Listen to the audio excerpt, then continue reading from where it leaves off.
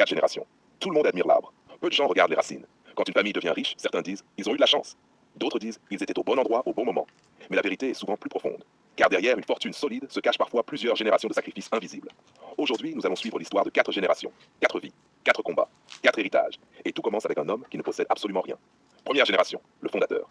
Nous sommes en 1950. Pierre a 19 ans. Pas de diplôme, pas de maison, pas d'épargne. Son père est décédé. Sa mère élève seule ses enfants. Pierre travaille partout où il peut. Chantier, usine, ferme. Il ne refuse rien. Pendant que ses amis sortent le week-end, lui travaille. Pendant que d'autres dépensent leur salaire, lui économise. Pendant 20 ans. 20 années de fatigue. 20 années de renoncement. À 40 ans, il achète enfin un petit terrain. Puis un second, puis un troisième. Les gens commencent à dire Pierre a réussi. Mais ils n'ont pas vu les milliers de réveils à 4 heures du matin. Ils n'ont pas vu les repas sautés. Ils n'ont pas vu les années de solitude. Pierre ne devient pas riche. Il construit simplement une base, une fondation, une première pierre. Deuxième génération, le bâtisseur. Son fils Michel grandit différemment. Il ne naît pas dans l'abondance, mais il naît avec quelque chose que son père n'avait pas. Une opportunité. Le terrain existe déjà. Michel comprend rapidement la valeur du travail de son père.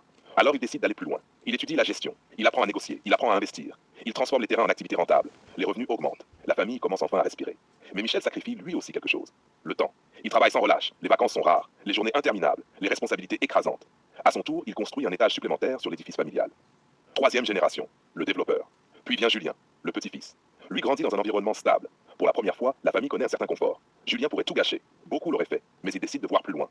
Le monde change. Internet apparaît. Les technologies explosent. Julien comprend que l'avenir se joue ailleurs. Il modernise tout. Digitalise les activités. Crée de nouveaux marchés. Investit dans l'innovation. La croissance accélère. Pour la première fois, la famille entre réellement dans la catégorie des personnes aisées. Mais là encore, un sacrifice existe. Julien prend des risques énormes. Il met parfois tout ce qui a été construit en danger. Chaque décision peut faire gagner 10 ans ou détruire 3 générations d'efforts. Quatrième génération, le choix. Puis arrive Emma, l'arrière-petite-fille. Elle naît dans une famille prospère. Elle n'a jamais connu la faim. Elle n'a jamais connu les fins de mois difficiles. Elle n'a jamais connu les nuits glaciales dans une chambre sans chauffage. Tout existe déjà. Les entreprises, les biens, les investissements, les revenus. Et pourtant, c'est souvent à cette génération que tout se joue. Car hériter est facile, préserver est difficile.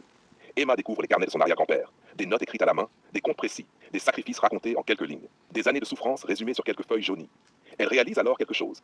La richesse qu'elle voit aujourd'hui n'est pas née en un jour. Elle est le résultat de 4 vies reliées entre elles. 4 générations qui se sont passées le relais. 4 personnes qui ont accepté de renoncer à quelque chose pour offrir davantage à la suivante. La question. Et si Pierre avait abandonné? Et si Michel avait tout dépensé? Et si Julien avait refusé d'évoluer? Et si Emma décidait aujourd'hui de tout vendre? L'histoire serait différente, très différente. Car une fortune familiale ne dépend pas d'un seul individu. Elle dépend d'une chaîne. Et chaque maillon compte. Conclusion. On admire souvent le dernier étage, la belle maison, la voiture, l'entreprise, le patrimoine. Mais on oublie souvent les fondations. Celles qui ont été construites dans l'ombre, par des hommes et des femmes dont personne ne parle. La richesse durable n'est pas toujours l'histoire d'une personne exceptionnelle. C'est souvent l'histoire de plusieurs générations ordinaires qui ont accepté de faire des sacrifices extraordinaires. Et vous, si vous étiez la première génération, quel héritage commenceriez-vous à construire aujourd'hui?